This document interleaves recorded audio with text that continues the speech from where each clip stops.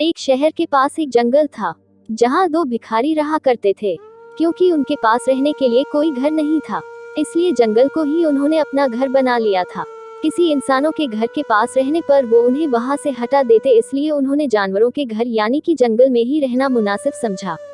स्वाभाविक रूप से वे दुश्मन की तरह एक दूसरे को देखते थे, क्योंकि वे एक ही पेशे में थे और दोनों में एक दूसरे से ज्यादा भीख के पैसे जुटाने की प्रतिस्पर्धा थी।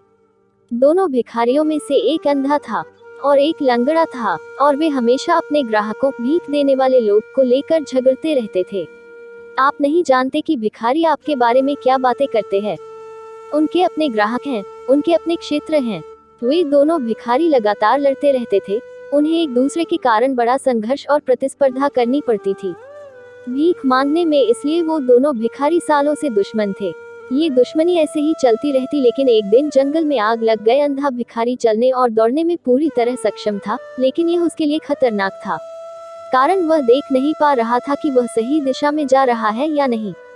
लंगड़ा आदमी सब देख तो सकता था, लेकिन अपने आप नहीं चल सकता था।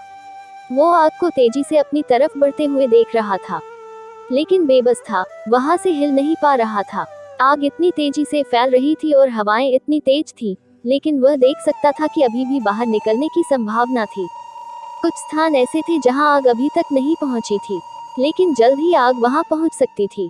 जल्द ही वे हर तरफ से आग से घिर जाएंगे। वे दोनों अपना सारा विरोध, प्रतिस्पर्धा भूल गए। यह लड़ने का समय नहीं था, यह एक होने का समय था। और उस अंधे ने लंगड़े को अपने कंधे पर उठा लिया और वे एक शरीर की तरह काम करने लगे। अब उनकी आंखें थीं और उनके दोनों पैर थे।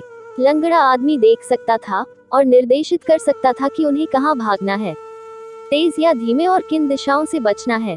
और अंधा लंगड़े को कंधों पर उठाकर दौड़ने के सामर्थ्य था। वे बिना घायल हुए जंगल से बाहर आ गए। यह प्राचीन कहानी आपके दिमाग और आपके दिल के बारे में है। आपका दिल देख सकता है, लेकिन कह नहीं सकता। आपका दिमाग कह सकता है, लेकिन देख नहीं सकता। यदि आप अपने दिल और दिमाग को, अपने प्रेम और तर्क को करीब लाने में सक्षम हैं, अपने अनुभव और अभिव्यक्ति को करीब लाने में सक्षम हैं, तो शायद मन भी कुछ महत्वपूर्ण कह सकता है।